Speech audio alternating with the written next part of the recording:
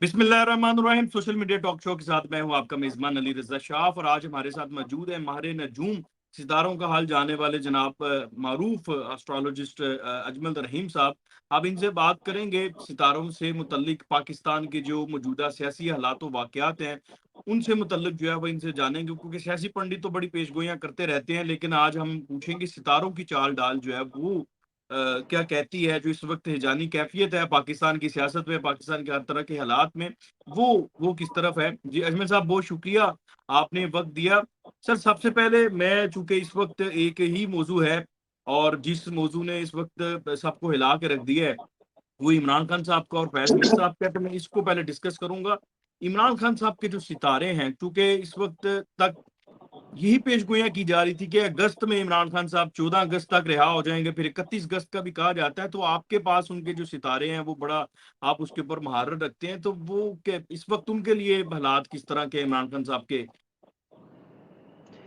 देखें, thank you very much. आपने पूछा। मैंने अगर मेरे आप ये एक्सक्यूज मी, ये दिसंबर का महीना जो 2023 था, उसमें जो मेरे जितने प्रोग्राम पड़े हैं डिफरेंट चैनल पे और यूट्यूब पे भी, तो मैंने ये कहा था कि इमरान खान साहब ने अपना टेन्योर पूरा कर लिया हुआ है और ये निकल जाएंगे।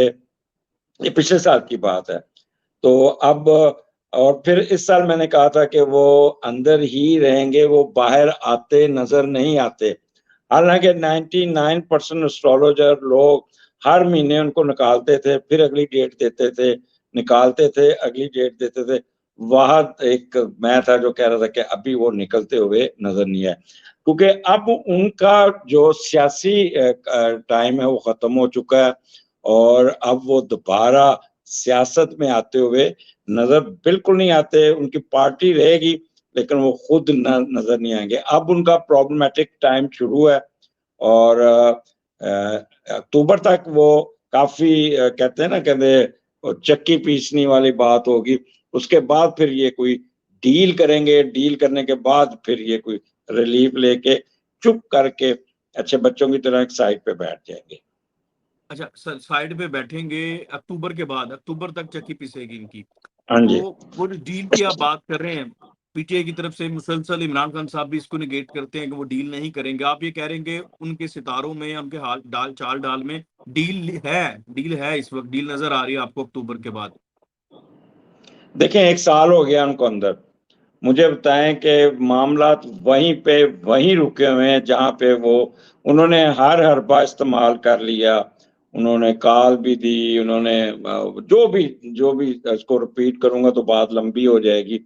बट वो तलवार सर पे उसी तरह ही लटकी हुई, बल्कि नो, आप उनको ज्यादा स्क्रू होना पड़ रहा है। और अब आप उनकी बातें सुन रहे होंगे कि मैं नेगोशिएशन करूंगा, मैं ये करूंगा। अभी वो नेगोशिएशन मैंने कह लें कि सीरियस नहीं है, बट अगले 15-20 दिन के बाद ये फिर खुद रिक्वेस्ट करेंगे कि मेरे साथ बैठ के बात करें, मेरे साथ ये करें, और फिर ये ऐसा एग्रीमेंट करेंगे जिससे फिर ये बाहर जाके चुप करके कोने में बैठ के अपना वक्त गुजारेंगे। अच्छा, आप ये कह रहे हैं कि उनकी सितारों में बाहर का सफर लिखा है, बाहर जाएंगे वो डील करके। बाहर का उनका साइलम लिखा हुआ है कि वो अपना जला वतनी या यहीं उनको कहते हैं हाउस में हाउस अरेस्ट। बंद करके, हाउस अरेस्ट करके कवर देर बैठ के चुप करके अब आपका काम खत्म है। मैंने देखे 2018 में मैंने एक प्रोग्राम, मुनीब साहब का प्रोग्राम था, तो उसमें मैंने कहा था, उन्होंने मेरे सवाल पूछा कि इमरान साहब का टेन्योर कितना होगा उस वक्त, तो इमरान खान साहब जीते थे। तो मैंने कहा वो तो 10 साल भी निकाल सकते हैं, लेकिन अपने इर्द गिर्द जितने लोग हैं इनके, वो इनके पाँव पे या अपने पाँव पे खुद कुल्हाड़ी मारेंगे। और वो जो इर्द गिर्द जो इन्होंने रखे हुए हैं बीरबल और वो क्या कहते थे, बादशाह के दरबार में होते थे, ये इनको मरवाएंगे। तो वही हुआ। वो 4 साल भी नहीं निकाल सके, 3.25 साल निकाले और उन्हीं के हाथों ये आप कह लें कि ये अपनी गवर्नमेंट खो बैठे। तो ये चीजें नजर आती थी कि ये अपना टेन्योर पूरा नहीं कर सकेंगे, क्योंकि किसी बात पे इनका सन के साथ सैटर्न बैठा है, तो हर एक पे शक करना, हर एक के साथ रहना, तसज्जुब में रहना, और बात करके यू टर्न ले लेना, तो वो एक हद होती है उसकी चलने की, बट फिर एक लिमिट आती है, वो काम खराब हो जाता है। ठीक है, बिल्कुल ठीक है। अच्छा सर, आपको इमरान खान साहब के सारे मामलात में दोबारा इक़्तिदार नज़र आता है? देखिए 5 मेरी साल बात बाद, 10 सुनिए, साल बाद? उनकी देखिए एज ए स्पोर्ट्समैन तो वो मरते दम तक वो रहेंगे, उनका नाम रहेगा, वो इमरान खान रहेगा, वो जो एज ए क्रिकेटर तो वो तो उनका नाम है, बट एज ए पॉलिटिक्स वो अब it's over, no game is over. अब वो दोबारा आते हुए नजर बिल्कुल नहीं आते। आप मुझे एक चीज बताएं कि ये 13 की काल थी कि सड़कों में आ जाए, गलियों में आ जाए, कोई आया? नहीं। ठीक है ना? तो लिहाजा अब वो एटलीस्ट, अच्छा फिर मजे की बात है, इनके इर्द-गिर्द भट्टो साहब के इर्द-गिर्द भी ये ऐसे लोग थे, उनको कहते थे, "डटे रहो भट्टो साहब, आप अवामी रेला आएगा, आपको निकाल के ले जाएगा।" हमने तो क्योंकि ऐज के उस समय के वो भी दौर देखा हुआ है, तो भट्टो साहब डटे रहे और उन्हीं के बंदे उनके थे, वो कहते थे कि ये भट्टो बाहर ना आवे, साडियां मौजां लगियां ने। इसी तरह इनका भी यही है कि इनके इर्द-गिर्द जितने बंदे they are not sincere with him, उनके देखे नहीं वो मौजें कर रहे हैं, उनके उनकी एक बनी हुई है एक्सप्लॉइट कर रहे हैं प्रोटोकॉल उसको। मिल रहा है, टीवी पे आ रहे हैं। जिस दिन इमरान खान साहब बाहर आ गए तो ये सारे ज़ीरो हो जाएँगे। तो क्या कभी किसी ने भी उनका केस सीरियस होके लड़ा? ये आप ज़रा देखें, ठीक है? तो वो एक सपोर्ट मिलती रही उनको, वो फिर होती रही। तो गवर्नमेंट की तरफ से इनको किसी किस्म की राहत मिलती नज़र नहीं आ रही और ज़ीरो टॉलरेंस होगा, यही इनके डेस्टिनी में लिखा है, यही इनका। देखिए मैं तो खुद उनका फैन हूँ, मैंने खुद उनको वोट दिया, सब कुछ किया, लेकिन ये जो डेस्टिनी है, जो हम उनका हॉरोस्कोप पढ़ते हैं, उस पे तो मैं वो जो आपको नहीं कर सकता कि मैं मेरे व्यूज़ बढ़ जाएँ और जिस तरह लोगों ने उसको हर महीने बाहर निकाला है एस्ट्रोलॉजर्स ने, मैं तो अभी तक कायम हूँ कि अभी अंदर ही रहेंगे। बिल्कुल ठीक है, अभी आपने सर भुट्टो का ज़िक्र किया। मैं स हल्का सा सिर्फ़ जानना चाहता हूँ कि भुट्टो का अंजाम तो आपके सामने है। खान साहब के जो लोग हैं, कहीं न कहीं वो भी ये तासुर देते हुए नज़र आते हैं कि वो भुट्टो सानी हैं या भुट्टो से भी आगे निकल चुके हैं। ये लतीफ़ खोसा टाइप लोग बताते भी हैं। तो क्या उनका अंजाम भुट्टो की तरह तो नहीं है, कोई इस तरह का कुछ सीन है या सिर्फ़? देखिए, भट्टो साहब के सैटर्न की जो लाइन थी, उँगली थी, उसपे वो एक काला-सा तिल, जनरल ज़िया का भी वही था और इनका भी यही था कि तभी मौत नहीं ये जाएँगे, ये कुछ ना कुछ लेंगे। तो भट्टो साहब को फांसी लग गई, जनरल ज़िया जो थे, वो त्यारे के हादसे में चले गए। तो इमरान साहब की कोई ऐसी बात नहीं है कि तभी मौत ही इनकी लंबी उम्र लेके पैदा हुए हुए हैं और ज़िंदगी मौत तो अल्लाह के हाथ में है। तो फांसी-शांसी तो कोई नहीं है। इनकी किस्मत में सज़ा होगी, फिर कॉम्प्रोमाइज़ करके, जैसे नवाज़ शरीफ साहब को उम्र कैद हो गई थी, तो वो एग्रीमेंट करके बाहर चले गए थे। इसी तरह इनको भी इसी तरह ही क्योंकि अभी ये आर्मी एक्ट के अंदर आएँगे और वहाँ पे फिर ये काफ़ी शदीद दबाव का शिकार होंगे। जब वो क्योंकि मार्स इस वक़्त बुरी तरह पिसा हुआ है पाकिस्तान का, 12वें घर में। और आपको मैं थोड़ा-सा बता दूँ कि पाकिस्तान के हॉरोस्कोप में एक ही सितारा मज़बूत है, वो मार्स है और सन भी नेगेटिव है, सन डील करता है गवर्नमेंट को, वीनस पॉलिटिकल चीज़ों को। तो लिहाज़ा आपने देखा होगा कि 72-77 साल की उम्र में कोई भी वज़ीर-ए-आज़म 21 तोपों की सलामी लेके नहीं गया, जेल में गया और जब भी कोई सदर आया या कोई इस तरह का आया, तो वो इज़्ज़त के साथ रुखसत हुआ ईवान सदर से। तो ये मुल्क सियासत के लिए नहीं बना, यहाँ पे इस मुल्क को 2 लोग इसको रास नहीं आते। एक ब्यूरोक्रेसी, सिविल सर्विस जो है, सिविल सर्विस कभी भी पाकिस्तान को रास नहीं आएगी।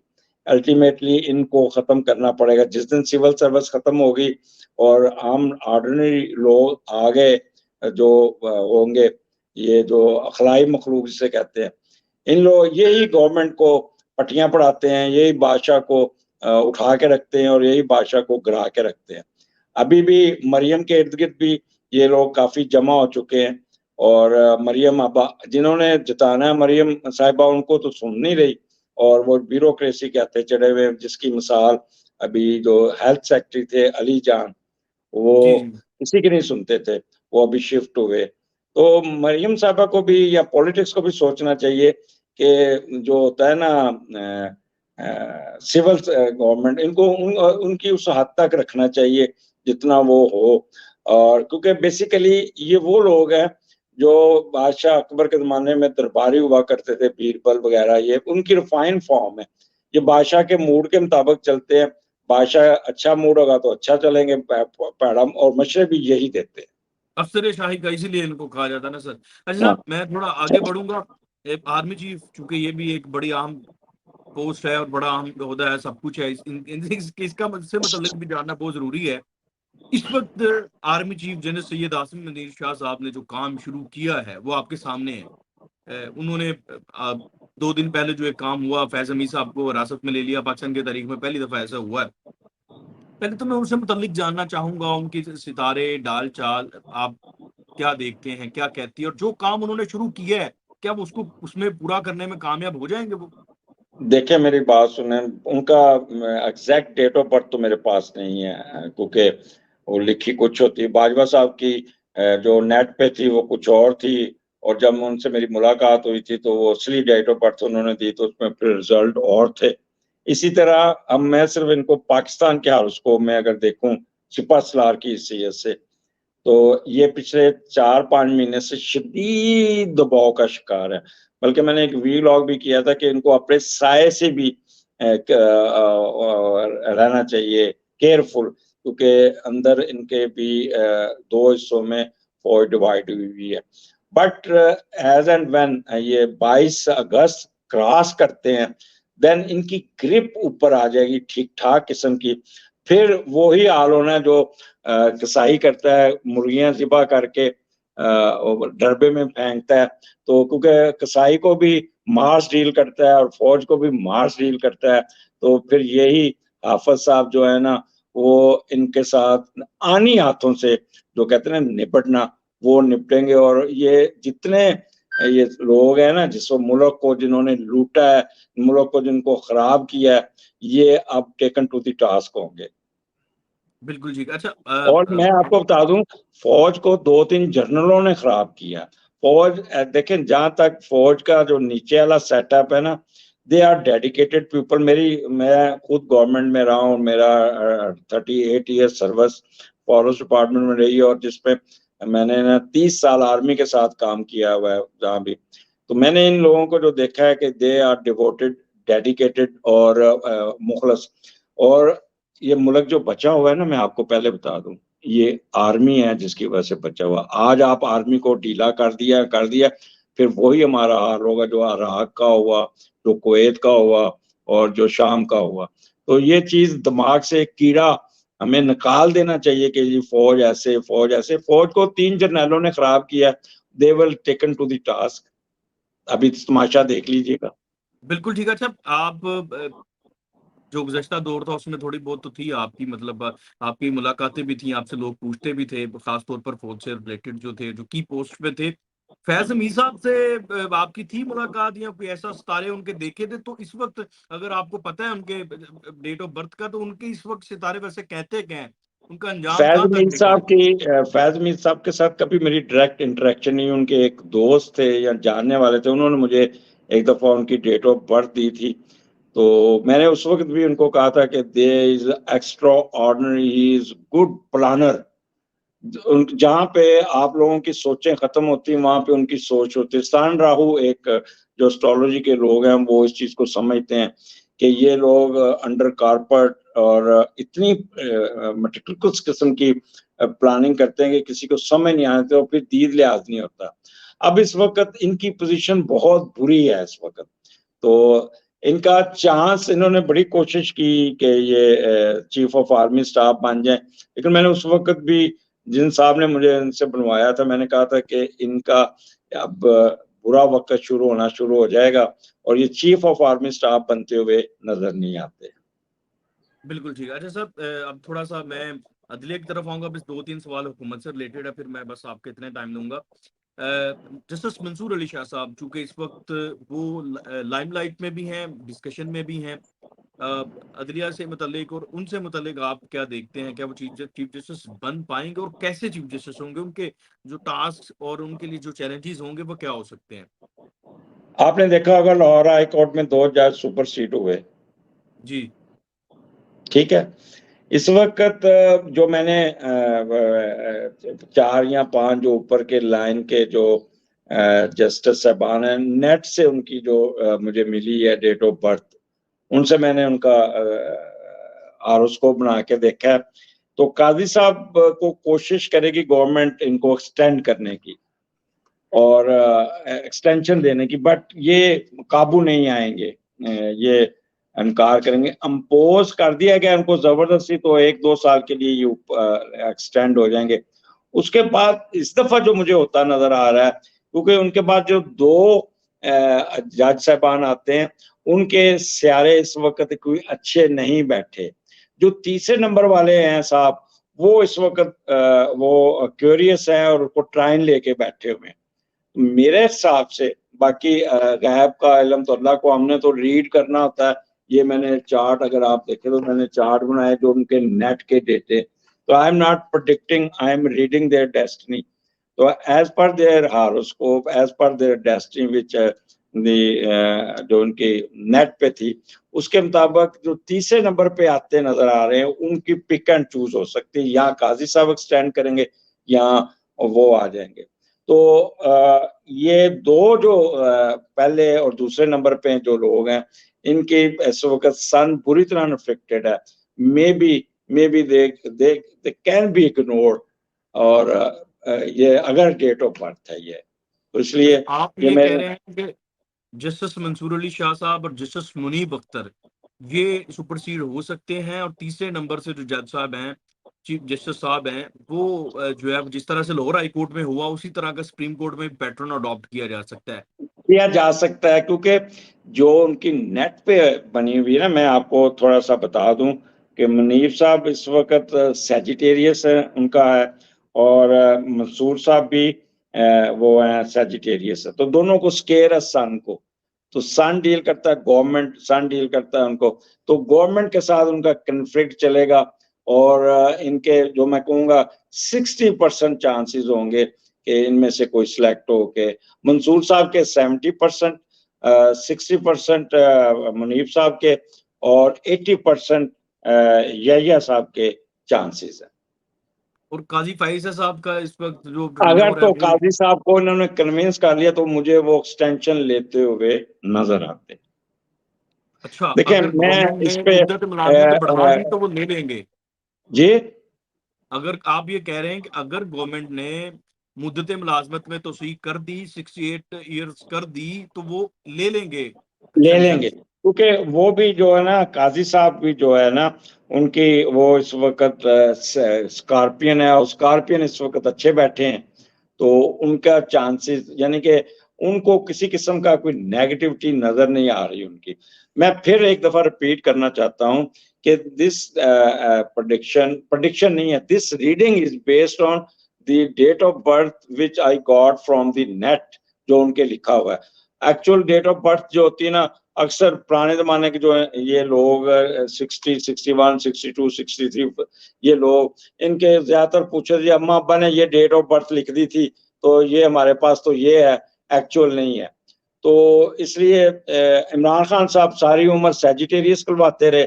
जब वजीर आजम बने, उनके जो पासपोर्ट भी बना हुआ है, उनका जो शनाख्ती कार्ड भी बना हुआ है, वो बना हुआ है सेजिटेरियस पे। और बाद में इन्होंने कहा कि मैं तो वो क्या कहते हैं, लिब्रा हूँ, और जिसके, और फिर उनकी जो डेट ऑफ बर्थ वो लिब्रा वाली थी, ठीक थी, लिहाजा वो मार खा गए।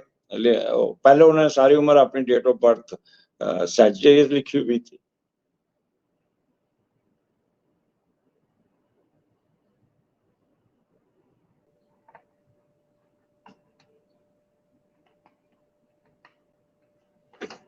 अरे साहब, जो जजेस का मामला तो हो गया, सुप्रीम कोर्ट का मामला भी हो गया, अब मैं आपसे ये जानना चाहूंगा, हुकूमत की तरफ आना चाहूंगा।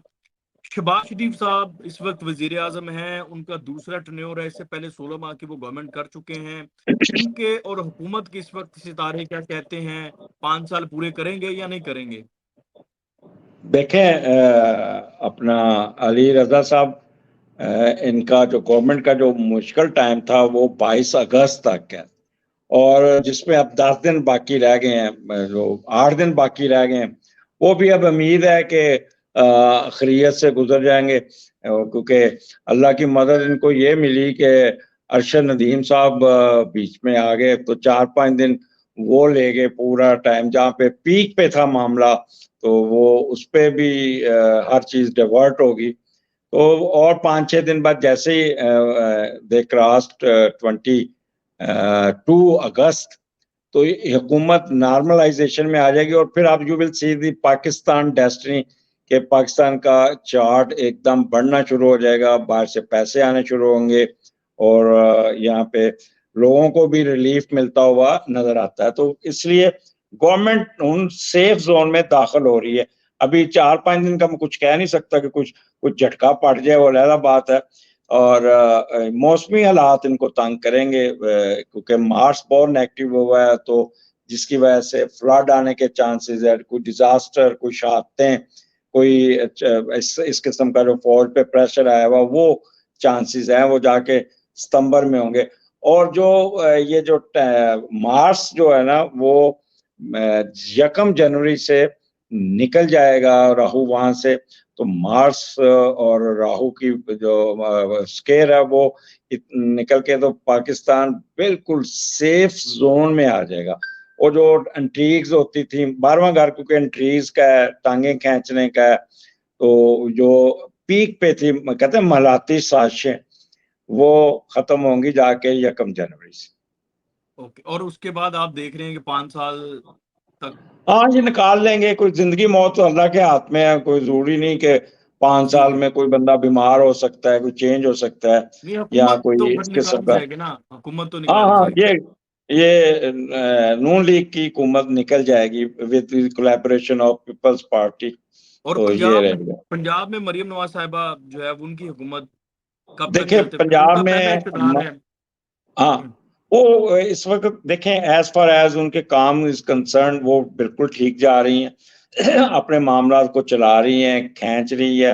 बट अनफॉर्चुनेटली जो काम उनके जो सोचने वाले हैं कि 5-6 मिनिस्ट्रियां उन्होंने एक बंदे को दी हुई हैं, 5-6 मिनिस्ट्रियां एक के पास रख के बैठी हुई हैं, और अपने इर्द गिर्द फिर वही जो काम इमरान खान साहब ने किया था, दरबारी अपने इर्द गिर्द रख लिए, तो वो किसी को मिलने नहीं देती। जो 3-4 खवातीन है ना, वो अक्सर मेरे पास पॉलिटिशियन आते हैं, वो एक ही रोना रो रहे होते हैं कि Mariam is not available for them, और ये काम नहीं होते, और ब्यूरोक्रेट्स को उन्होंने सर पे चढ़ा लिया हुआ है, और ब्यूरोक्रेट्स किसी की भी नहीं सुनते।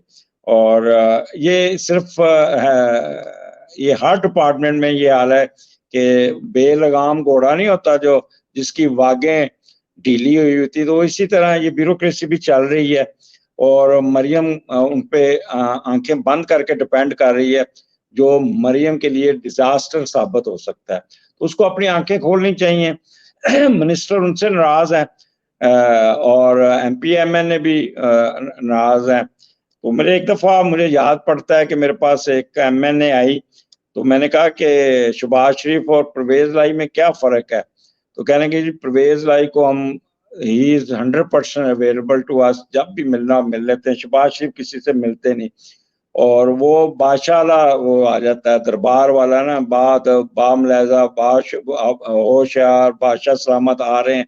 ये जो ट्रेंड नून लीग में आता है ना, कि ये जब इक़्तिदार मिलता है ना, तो फिर ये बिल्कुल ही वो मोड इनका चेंज हो जाता है, और इनके बंदों का भी चेंज हो जाता है। ये मैं आपको बता दूं कि उस वजह से जब भी इनकी पकड़ आई है, वो अल्लाह मियाँ की तरफ से आई है, मगरूरियत की वजह से। बिल्कुल ठीक है। आखिरी सवाल है मेरा नवाज शरीफ साहब की। आप इक्तदार में, सियासत में तो चलो वो हैं, उनको पार्टी का ओहदा दे दिया गया सदारत का, इक्तदार में वापसी कोई आगे 5 साल बाद, 2 साल बाद, 10 साल बाद कोई है, या बस खत्म हो गया इक्तदार उनका? देखें बड़ा अच्छा आपने क्वेश्चन किया। नून लीग में अगर कोई नॉर्मल बंदा है, कोई तम्मल मिजाज बंदा है, वो नवाज शरीफ साहब हैं, बहुत ही धीमे मिजाज के और सबको साथ लेके चलने वाले।